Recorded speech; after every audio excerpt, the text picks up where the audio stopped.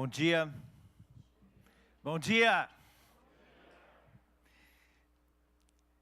Tinha um professor meu que dizia o seguinte, que muitas vezes nós estamos não celebrando a ressurreição de Cristo, ou Cristo ressurreto, mas muitas vezes nós estamos no culto fúnebre da morte de Jesus. Não que a morte de Jesus não seja importante, pelo contrário, Ele morreu por nós. Mas o nosso Deus é vivo e nós devemos celebrar esse Deus vivo com alegria, com intensidade. O nosso Deus é vivo e ressurreto. E nós devemos manifestar essa alegria quando nós adoramos, quando estamos na presença do nosso Deus. Que Deus possa nos abençoar.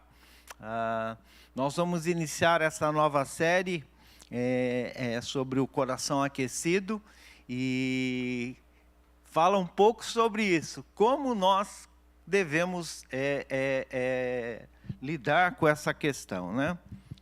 Vamos lá. Vamos fazer uma pequena introdução ao tema, né, da série toda, sobre o coração aquecido. Ela faz referência à experiência que John Wesley, que deu origem à Igreja Metodista, que deu origem ao movimento wesleyano, do qual a Igreja Holiness é originária, né? Muitas denominações são originárias do movimento wesleyano. Eu vou falar um pouquinho, bem rapidinho, em algum ponto aqui da mensagem. Mas o coração aquecido, como esse momento, faz referência à experiência de John Wesley, no dia 24 de maio de 1738, na rua Aldersgate, quando ele teve um momento muito especial com Deus e teve uma experiência especial com o Senhor. Essa experiência de John Wesley, vamos passar um pequeno vídeo que foi elaborado, é um resumo de um filme que foi feito sobre a vida de Wesley. Eu tenho esse DVD, se alguém tiver interesse em assistir, pois não sei se tem versões disponíveis em internet em algum outro lugar. Mas vamos dar uma olhada nesse vídeo. No final ele fala metodista. Lá você entende assim, todos os wesleyanos dos quais nós fazemos parte. Vamos lá? Vamos assistir rapidinho esse vídeo.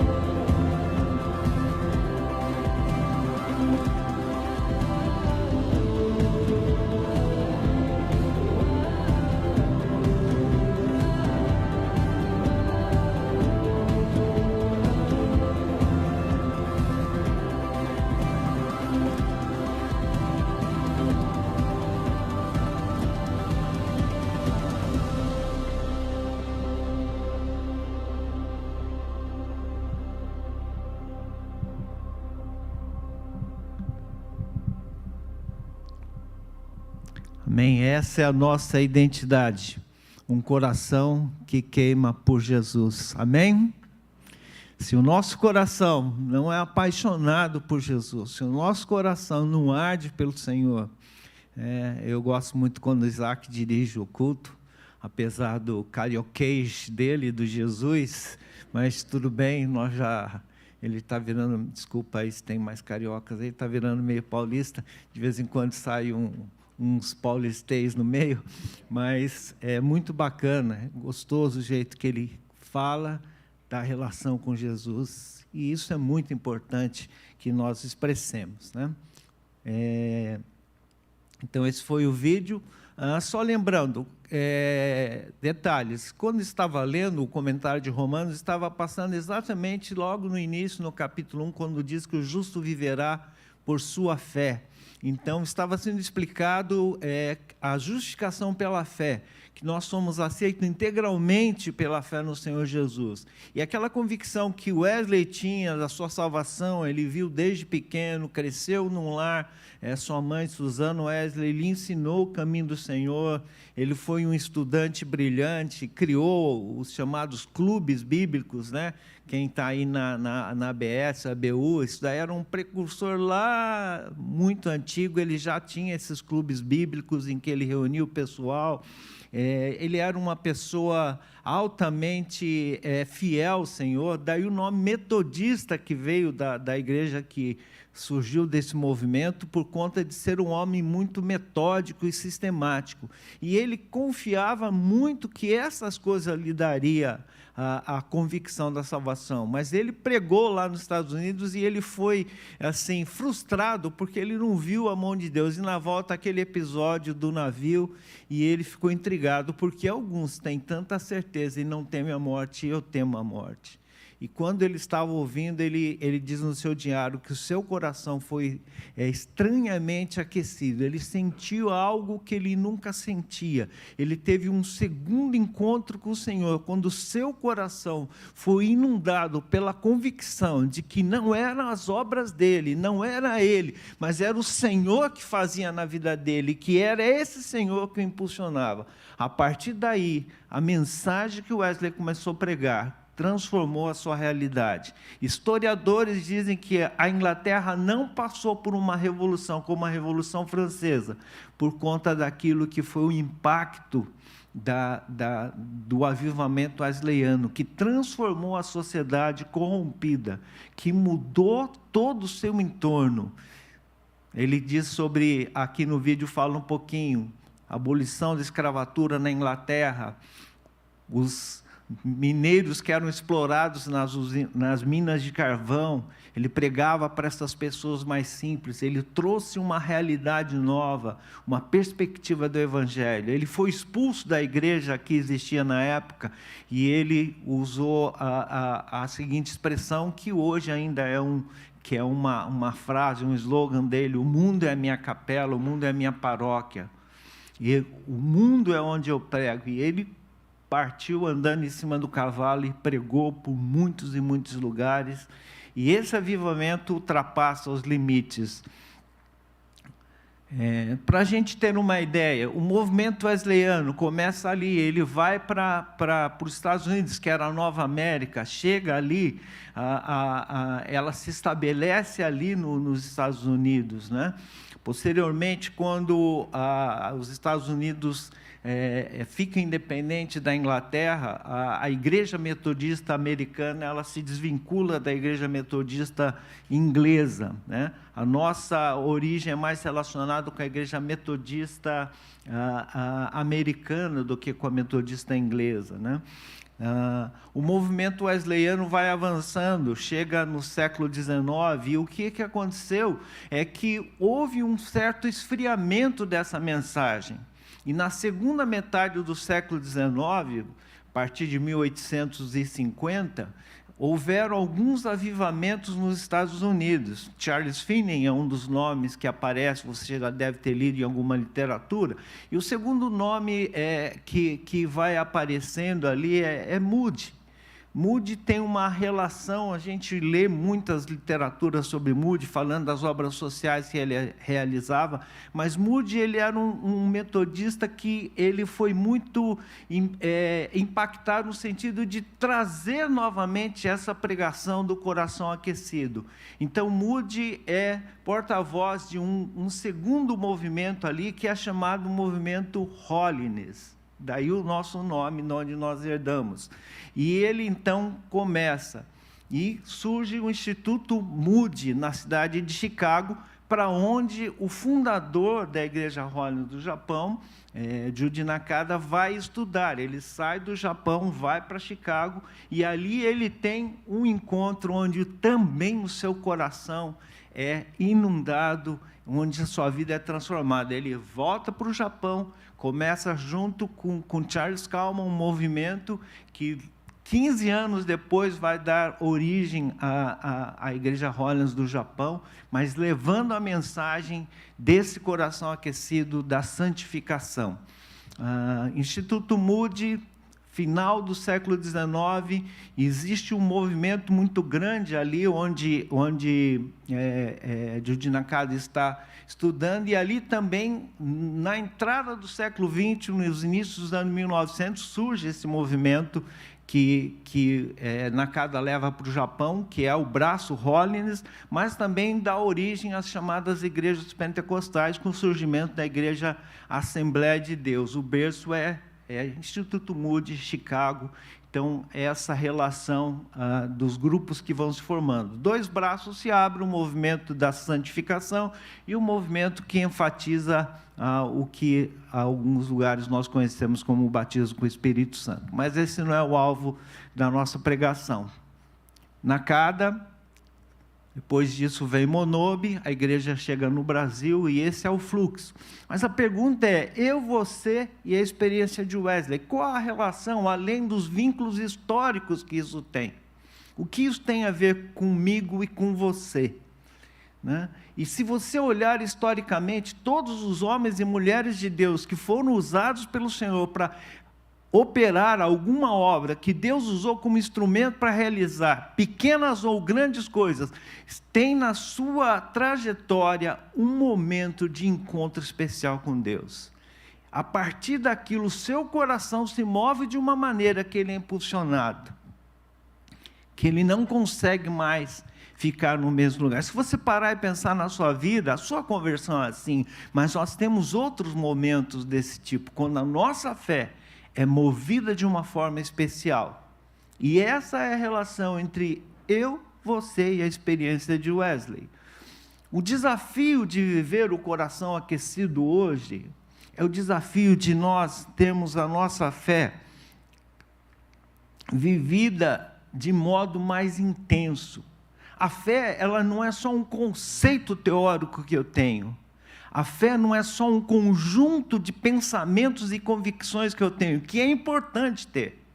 Se eu não tenho convicção do que eu acredito, sou só levado por aquilo que eu sinto, então vai haver ventos e ventos de coisas que vão te encaminhar. E isso é muito importante. Mas a fé que é vivida somente em conceitos, ela se torna mecânica e automática. Nós precisamos de uma fé que possa mover o nosso coração, nos impulsionar. Eu não tenho que acordar domingo de manhã e falar assim, caramba, um frio desse, hoje eu fiz uma onda para sair da cama. Acordei, levantei, sentei, até dei uma cabeçada na minha esposa, nos retorno para a cama. Tem que sair da cama, mas não é porque eu não queria vir no culto, não, mas é por causa do frio. Não, estava gostoso, quentinho, mas por que é que eu levanto e venho para a igreja? Porque eu venho ao culto? Não, porque é domingo de manhã, meu irmão, eu sou crente, crente que é crente vem no culto. Não, porque você ama Jesus, porque você tem prazer de estar na presença dEle, porque você quer adorá-lo, porque aquilo queima no seu coração. Essa é a chama do coração aquecido. Se a fé é apenas um conceito, eu sou crente, crente que é crente vai no culto domingo de manhã. Se for somente isso, então a nossa fé é desprovida de motivação, de sentimentos. Em algum momento, ela vai me levar a tomar decisões, porque os meus pensamentos podem, muitas vezes, ser deturpados em relação ao que eu penso e sinto. sobre essa série Coração Aquecido. Como anda a sua fé? Aquecida, fria, mais ou menos? Como anda a sua fé? Como anda? Se tivesse um termômetro, um termômetro de fé, você bota ali embaixo do seu braço, aqui no seu sovaquinho, qual a temperatura que ali indicar? Como anda a sua fé? Como anda a sua fé? Não só no sentido de convicções, você sabe dar contas, não só no sentido da empolgação, mas a fé, como anda ela? Coração aquecido é um desafio de buscar viver de forma intensa e avivada a nossa fé. Hoje nós queremos trabalhar esse tema, requisitos para um coração aquecido, e nós vamos olhar o Salmo 24, dos versos 3 ao verso 6. Uma introdução a esse salmo para a gente ter uma ideia. A ocasião em que esse salmo foi escrito, Salmo 24, tem pano de fundo quando Davi está trazendo a Arca da Aliança, cortou a Arca da Aliança para Jerusalém, segundo Samuel 6. E a primeira tentativa em levar a Arca para Jerusalém, quando Uzá estendeu a mão para segurar a Arca e foi ferido mortalmente por Deus. 1 Crônicas 1, 13, 5 a 14. Esse texto até é interessante, fiquei pensando assim, Deus, o cara viu a arca caindo e ele foi tentar segurar, o cara foi gente boa e foi fulminantemente, ali foi morto ali instantaneamente, né? Fiquei pensando, uau, que texto, né? Não é a intenção aqui de estudar esse texto, mas é um texto interessante para a gente estudar, e tem que ser lido no contexto do Velho Testamento, e não no contexto de hoje, do Novo Testamento, tá? Mas ali, daquela experiência, Davi, ele começa a ter uma perspectiva muito clara do que significa estar na presença de Deus.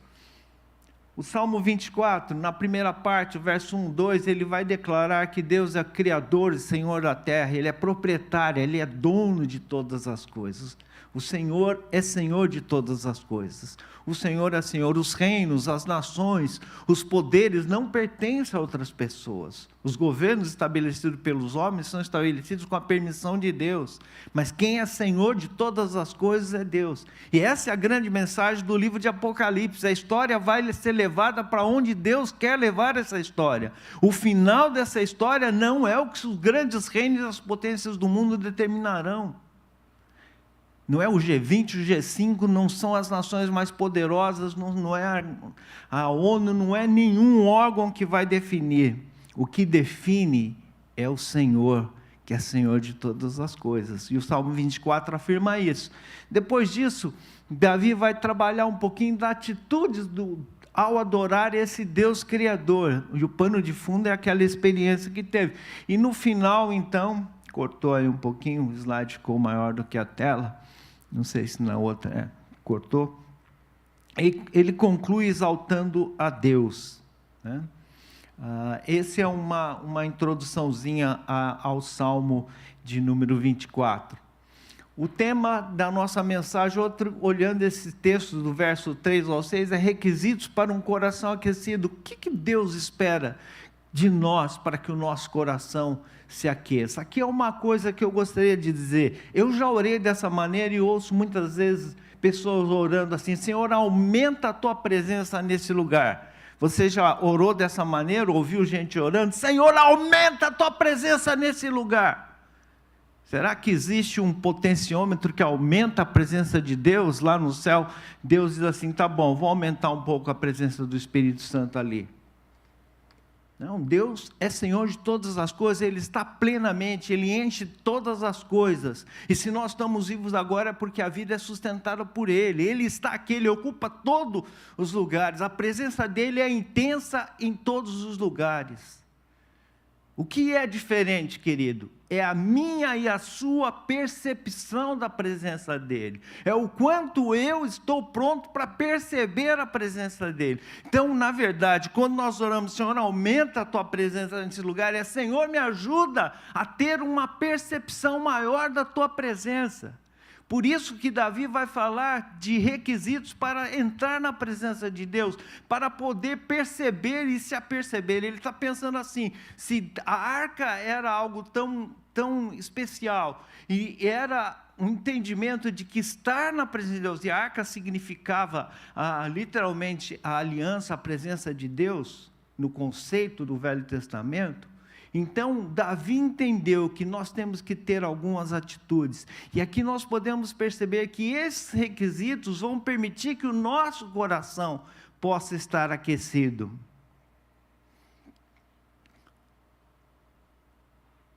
Davi aprendeu que não é brincadeira estar diante de Deus, que é coisa muito séria. Por isso, no verso 3, ele pergunta: quem poderá estar na presença de Deus? Quem entrará, Senhor, na tua presença? Quem pode habitar no seu santo monte? No verso 4, ele apresenta as qualidades requeridas daqueles que se apresentam diante de Deus em adoração.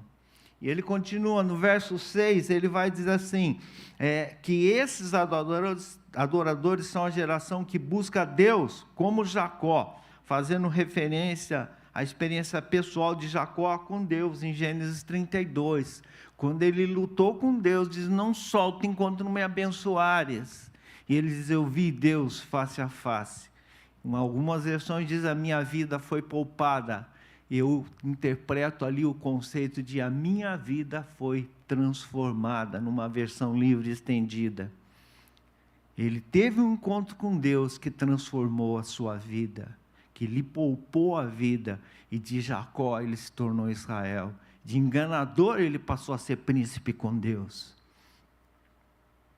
E Davi ora: deixe-nos ser, Senhor, essa geração que te busca. Coração aquecido, queridos, requer que sejamos geração que busca o Senhor como Jacó buscou. Por isso vamos pensar aqui nos requisitos para um coração aquecido. O primeiro deles, aparece aí, como eu disse, o versículo 4 vai apresentar os 3 requisitos. O primeiro deles é mãos limpas. Está com a mão limpa aí? Na entrada do culto você botou a mão no álcool? Se não for ali, ainda tem álcool ali, ó. Brincadeira. Mãos limpas não tem só o sentido do aspecto higiênico, o que é muito importante. Nós percebemos com a pandemia que é muito importante a higienização das mãos. Mas mãos limpas tem um sentido mais amplo e figurado aqui do que nós possamos imaginar. Eu queria fazer referência ao texto de Isaías, capítulo 1, verso 11 a 17. Deixa aberto aí Isaías 1, de 11 a 17. É um texto muito duro.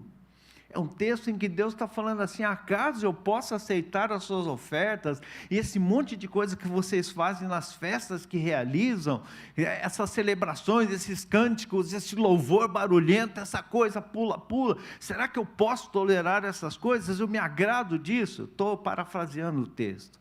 É uma palavra muito pesada, é uma palavra muito dura que ele coloca.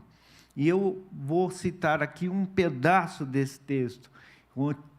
Ele vai convidar, e aqui é o conceito do que é mãos limpas. E ele diz assim: não olharei para vocês quando levantarem as mãos para orar, ainda que ofereçam muitas orações, não os ouvirei, pois suas mãos estão cobertas de sangue.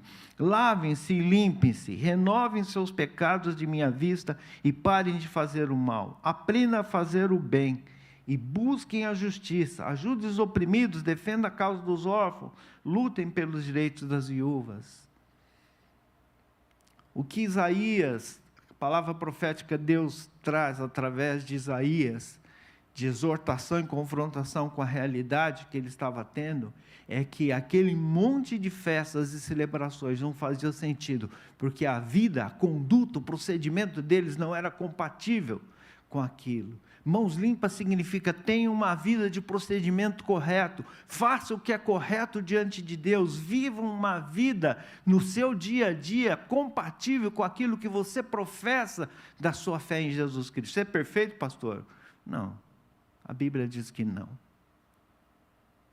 mas quando peca, reconhece e confessa.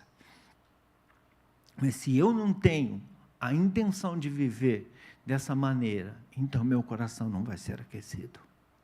Eu preciso ter uma postura de vida correta, uma postura reta, quando estou vivendo nos meus relacionamentos de trabalho, familiares, interpessoais, em todos os sentidos.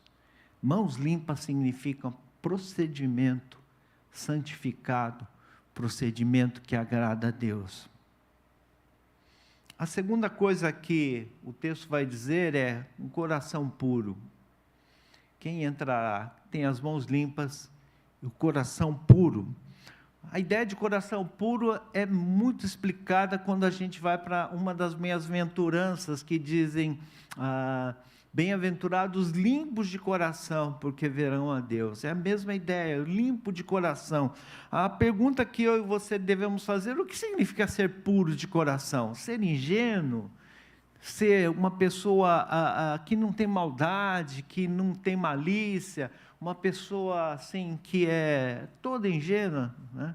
Será que está falando disso? O que está falando? Uma pessoa que não tem nunca vai pensar algo que é distorcido, coisa. O que está falando sobre ser puro de coração? Para John Wesley, ensinou que é inteireza de coração. Um coração puro é aquele que é inteiro, é íntegro. Por isso, para Wesley, santificação significa inteireza de coração. É um coração não dividido. É um coração que não tem dúvidas com relação àquilo que almeja e àquilo que deseja do Senhor. Em outras palavras, nós estamos falando ter um coração não dividido, e é o sentido de amar a Deus de todo o coração. Marcos capítulo 12, 30, de todo coração, de toda alma, de todo entendimento, toda força, todo. Não é com meio coração, não é com um pouquinho de coração, é todo. Mas como que eu vou fazer todo? Porque significa que eu nunca vou ter nada? Não, não é. Mas a minha intenção sempre é muito clara de que eu quero agradar a Deus. Integridade significa. Integridade, às vezes a gente associa a mãos limpas, ter um procedimento correto. Mas integridade tem muito mais a ver com a atitude do coração, que é inteiro, não dividido, que é íntegro, que é um. Uma vez eu fiz um estudo sobre integridade e fui no dicionário. Aí o dicionário, a pessoa fala brincando que é pai dos burros, e às vezes o dicionário fala umas coisas, dicionário, né? E lá diz, que é íntegro? Quem é integridade? Característica do que é íntegro. Grande, que é íntegro? Que é um, que não é dividido.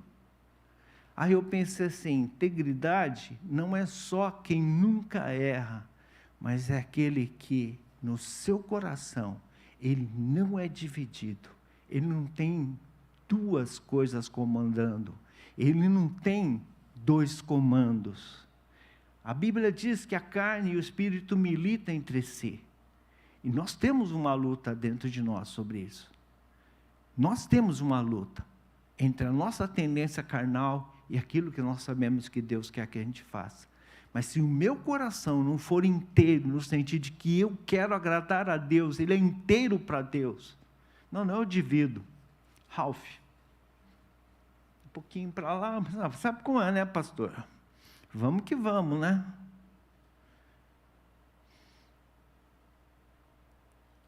Um jovem um dia chegou assim para mim e falou assim, olha, cara, isso aí é assim mesmo, mas rapaz, a hora que a gente está lá fora, a hora que a gente está lá no meio das coisas, sabe como é, né, pastor? O trem pega, né? Falei, pois é, meu irmão, onde está o seu coração? Não é fácil. Dizer que as coisas do mundo não atraem, que eu ignoro, que o pecado é ruim. Se o pecado fosse ruim, ninguém pecava, meu irmão. O diabo não teria força de seduzir. Então, mas se o meu coração não é inteiro, então ele não pode ser aquecido. Eu preciso ser inteiro Eu preciso consagrar a Deus. Isso é uma decisão que você tem que tomar. Isso é algo que está no seu coração. Não, mas eu sou um cara que é... Não é isso. A Bíblia diz que todos pecamos. Então não é não pecar.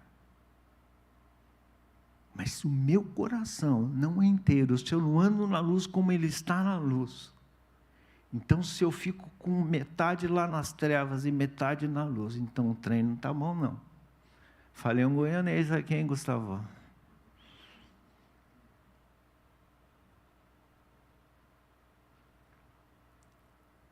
O coração precisa ser inteiro, senão ele não vai ser aquecido.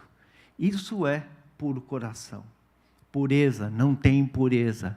Ele é totalmente do Senhor. Mãos limpas e coração puro. Mãos limpas significa santidade nas atitudes, nas ações. E coração puro significa santidade interior, pureza e integridade.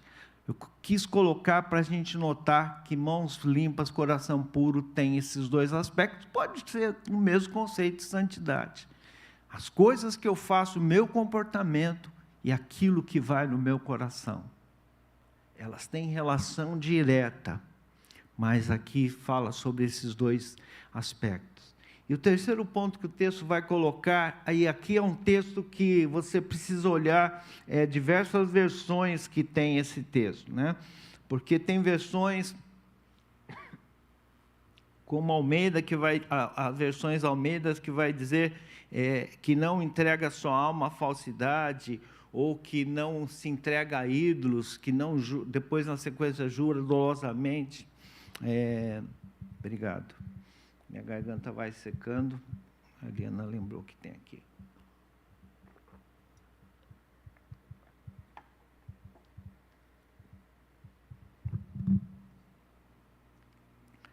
Mas algumas versões, elas dão mais clareza.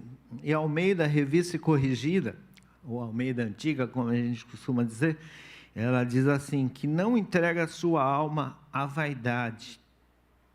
A tradução brasileira também diz a mesma coisa, que não entrega a sua alma à vaidade. E o novo comentário da Bíblia, ele traz uma nota que explica o sentido de não entregar a alma à vaidade. Isto é, que não tem dirigido as suas afeições e desejos para coisas vãs e inúteis, em lugar de dirigi-las para Deus, conforme Salmo 25:1, 86:4, 143:8, novo dicionário da Bíblia. Em outras palavras, implica que a alma tem desejos e afeições intensas por Deus. Ali vai na sequência que não jura dolosamente, que não se entrega a ídolos, que não tem o coração voltado, pendido para essas coisas que são enganosos. Há um texto que depende da versão, ele vai dar um entendimento. Está falando assim, você pode falar assim, não, aqui não fala A ou B ou C e depois diz D, né? Ele está dizendo sobre a alma confiar no que eu estou pondo o meu coração, aonde eu canalizo os desejos que tem ali dentro. Por isso, eu estou dizendo que implica que a alma tenha desejos e afeições intensas por Deus. Literalmente, ela está apaixonada por Deus. Está apaixonada por Deus. Você é apaixonado por Deus? Falei brincando do Isaac aqui, tomei a liberdade, mas eu gosto de ver Isaac dirigindo, porque eu sinto que Isaac é um cara apaixonado por Deus. Ele transborda aquilo que ele fala. Como muitos irmãos aqui. Como toda igreja deveria ser ou é. Paixão, segundo alguns autores, é o lado motivador do amor que nos impulsiona e nos leva a fazer coisas com ímpeto e determinação. Algumas vezes eu lia os livros que falam de relacionamento, de casamento, de namoro, falam assim, paixão é uma coisa perigosa, não seguir pela paixão. A gente sempre associa paixão com a adolescência, né? Que vai chegando num acampamento e no primeiro dia está apaixonado pelo Zezinho, pela Maria, no segundo dia já é o João, a fulaninha, terceiro dia é tal, o quarto dia, quinto dia e sexto dia já é outro. Sempre nós atribuímos paixão a um sentimento muito, muito volátil, muito fraco. E, de fato, nós não alicerçamos a vida sobre paixões, mas nós precisamos ter paixão, senão não tem motivação. Segundo alguns autores, ele diz, sem paixão, nosso amor a Deus se torna monótono e repetitivo. Nós perdemos aquela empolgação, nós queremos adorar a Deus, nós vamos à casa do Senhor, porque nós queremos celebrar a Deus. Nós viramos um ritual, a mesa batida. E o Senhor quer que nós vivamos intensamente. Sabe, porque muita gente procura outros lugares para celebrar a Deus, e não aonde Ele está membrado, porque Ele está procurando alguma coisa. Não, mas isso aí é futilidade, isso aí é modismo. Pode ser, queridos. Mas se nós não temos intensidade, se nós não temos alegria, nós não temos motivação para estar adorando a Deus, então a nossa fé é só razão. E com o tempo ela se torna monótona e repetitiva. Eu já sei o que vai ser o culto hoje. Vai ser assim, vai ter lá, vai ter aqui, vai falar e vai acabar. Não, eu espero que Deus faça alguma coisa, vai acontecer alguma coisa. Nós estamos diante de Deus em adoração, Deus vai fazer alguma coisa, Ele vai me falar, Ele vai me confrontar, Ele vai me dar respostas, Ele vai me exortar. Deus vai transformar vidas, Deus vai atrair pessoas que não o conhecem. Se nós não temos essa expectativa, então, nós estamos numa fé rotineira e monótona. E vai chegar um dia que você vai falar assim, caraca, eu vou ficar dormindo.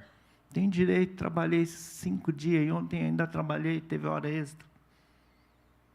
Trabalhei 5 dias, ainda o pastor me chamou para fazer mutirão no sábado. Então hoje eu não vou não, tem direito de ficar dormindo. Você vai começar a pensar coisas, depois eu assisto no YouTube. Chega uma hora que você está em casa, você diz, 9 horas começa. Mas eu ligo às 10, é como se começasse às 9. Eu vou ver outro dia na semana, hoje eu vou passear. Hoje eu vou, eu vou dormir. E eu começo a fazer as coisas mecanicamente. Uma pessoa não se afasta de Deus assim, ele acorda e fala assim, não quero mais saber de Deus. Acordei, não quero mais saber de Deus. A pessoa vai começando a esfriar, ela para de ler a Bíblia. Orar é por último, porque orar toda hora a gente precisa, né? Necessidade, Deus tem misericórdia, né? Aí a gente começa a ler menos a Bíblia, começa a orar menos, aí ora nas refeições, mas depois também, Deus, o Senhor já sabe que tudo é do Senhor, o Senhor sabe que eu estou agradecendo. Começa os amigos da igreja já não são tão legais quanto eu achava, já não tem mais vontade de ir, começa a não ter mais contato, e a hora que percebe, a ponta do pé que estava para fora, virou o corpo inteiro para fora. Porque vai perdendo a paixão, entrega a alma à vaidade. Um coração aquecido é um coração que precisa ser apaixonado por Deus. Eu pulei alguns slides. João fala que nós não devemos amar o mundo, nem as coisas que há no mundo, porque a soberba da vida, a concupiscência dos olhos, não procedem de Deus, mas procedem do mundo. João poderia perfeitamente nos dizer de forma positiva, ame a Deus com paixão e não as coisas que há no mundo. Não seja atraído, não seja seduzido pelas coisas do mundo. Que a sua atração, que a sua paixão, que as coisas que te seduzam sejam as coisas de Deus. Um coração aquecido precisa estar apaixonado por Deus? Como anda a sua paixão por Deus? Eu tomo a liberdade, a pessoa, se não puder, me perdoe, depois eu peço perdão. Mas Liana estava com um estudo com um pessoal, um grupo pessoal novo, Sérgio, Rumi também estão junto, Serginho, Kleber. Uma pessoa estava no hospital. E ela começou a entrar no estudo do hospital.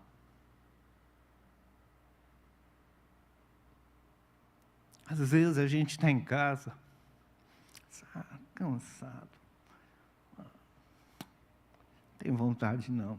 Não vou no culto hoje. Cansado.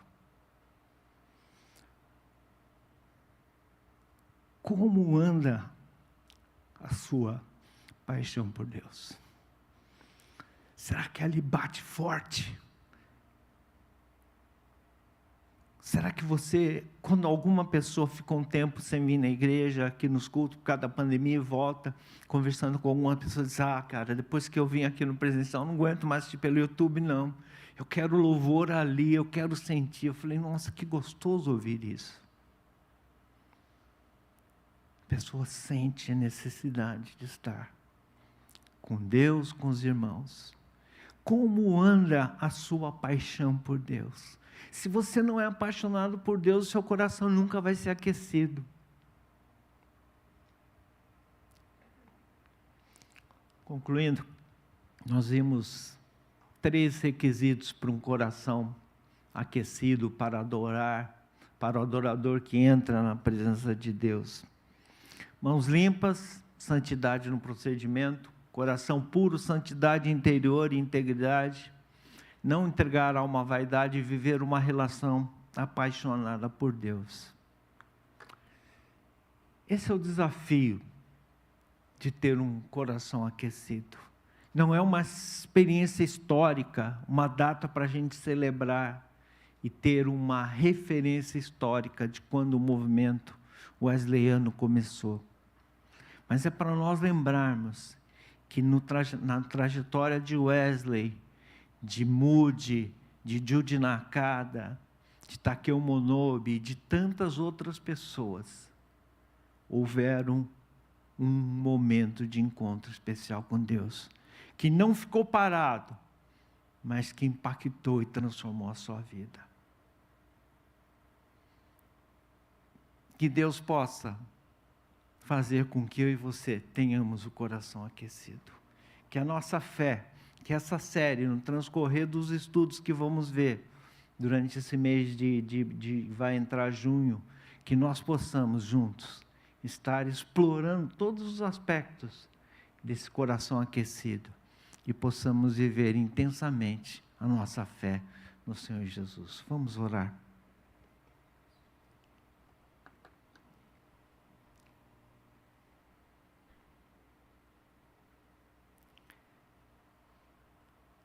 Nós cantamos agora há pouco, não deixe meu coração se esfriar.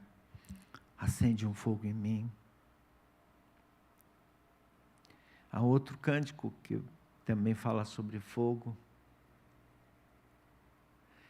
que fala assim, acende em mim, Senhor, paixão pelo teu nome. Se você precisa restaurar na sua vida, se as suas mãos não estão limpas, se o seu coração não está puro, se a tua alma tem sido entregue à vaidade, você não tem tido essa relação apaixonada por Deus. Nessa manhã o Senhor te convida a orar. Acende, Senhor, esse fogo de novo em mim. Gera em mim, Senhor, essa empolgação para viver intimidade com o Senhor. Resgata em mim, Senhor, essa paixão pelo teu nome, Pai. Senhor,